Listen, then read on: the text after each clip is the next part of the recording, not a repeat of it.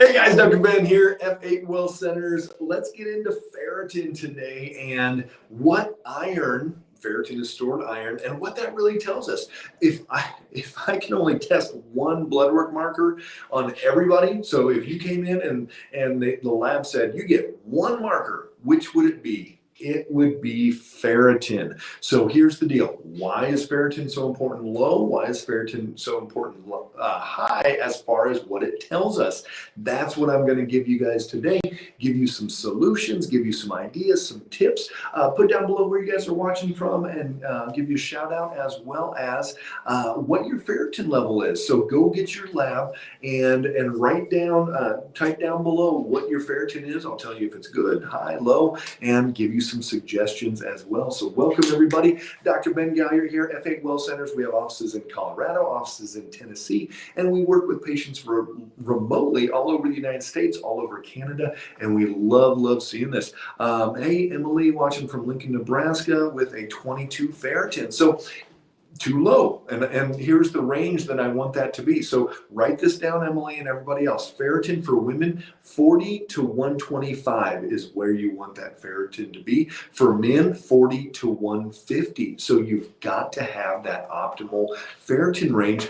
Ferritin is a protein that holds onto the iron, and it's going to help transport oxygen around the body. The brain needs oxygen and glucose, and if it doesn't have that, then you're going to get anemia, which is going to be tired, spacey, you're going to get low energy, you're going to get dizzy standing, things like that. So your brain's not going to be getting what it needs. Marissa, 11 is my ferritin. So again, we're low, 40 to 125 for women. So if you're in the 30s in ferritin, then you probably need some iron supplementation. If you're in the 20s, absolutely you need to be on iron supplementation. If you're in the teens, you might even need to think about infusions. And then if you're in the single digits, absolutely you've got to be talking to your doctor about infusions. My doctor said my 22 is perfect. I'm taking 60 milligrams of iron per day, and that's what they're going to, because the lab range for most of the labs says 13 up to like 200, 300, 400, depending on if you're a male or female. So most doctors, and here's the deal, people will ask most doctors, why don't they care? Why will they just say, take iron, or even if it's high, go donate blood? And the reason is because they don't have a solution. They don't have a thing to fix, to work on, to kill off, to take a drug. They can give you iron, but that's it. So in our world, in the functional medicine space for F8, we've got to take a step back and go, okay, well, what is actually going on? Are you not getting enough? Do you not have enough stomach acid? That's a major issue with iron. You have to have enough acid in your stomach, and your pH has to be low enough. Otherwise, you may not be absorbing it. Do you have leaky gut? Do you have malabsorption? All of these other things. KE, what levels for women in menopause? Same thing. 40 to 125, whether you're menstruating or not menstruating, absolutely. But Marissa, ferritin of 11, very low. So you've got to now start looking into why. So my doctor has put me on vitamin C. Great. So vitamin C helps that iron be absorbed. But here's the deal. I guarantee you it's not a low vitamin C state that's causing your anemia, that's causing you to be low iron. That's not it. There's something else going on. Even people that don't eat enough iron, they still don't have ferritins of 11. There's something else going on in there. And that's where you've got to get into that gut lining. You've got to repair, rebuild leaky gut.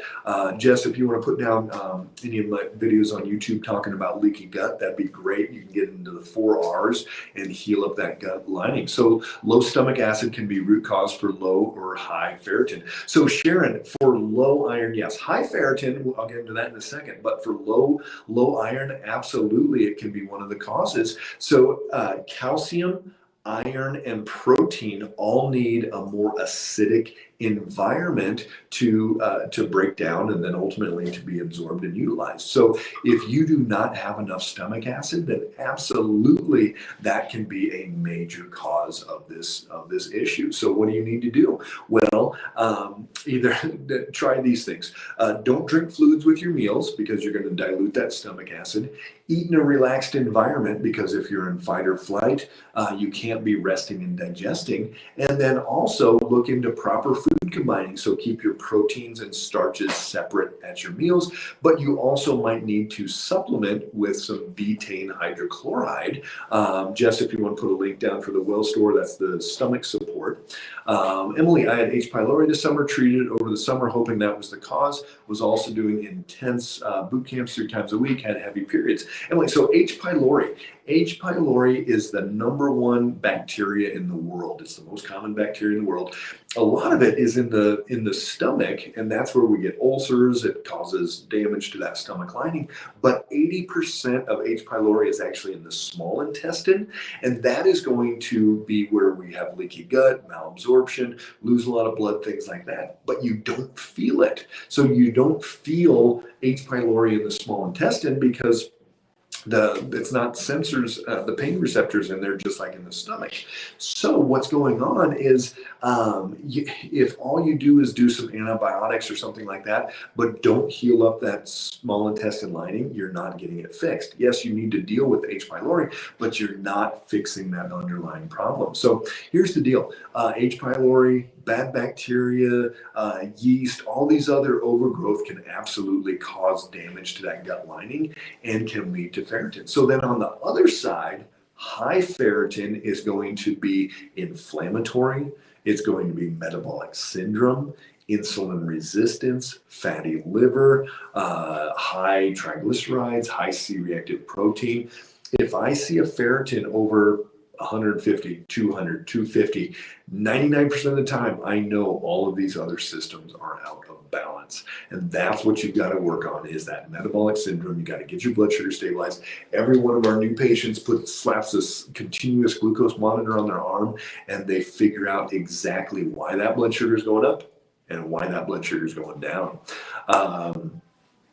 And so, we've got to go through this process of stabilizing the blood sugar, reversing that insulin resistance, but also doing some liver repair as well, because a lot of the issues come from this liver damage and liver inflammation. So that's a huge part of it. So again, if I could only run one marker on everybody, it would be ferritin. If you have low ferritin or high ferritin and your doctor is just saying take iron or donate blood, you need a second opinion. Come talk to F8. Click the link down below there that Jess put up there, and there's a link in there to schedule a discovery call. That discovery call, we're going to be able to really figure out exactly where these deficiencies are coming from, these excesses are coming from, and not just try to cover them up, but we're going to give your body the ability to heal. And that's what I love doing every single day. We have offices in Colorado, in Tennessee, and I have a handful of docs around the country that love working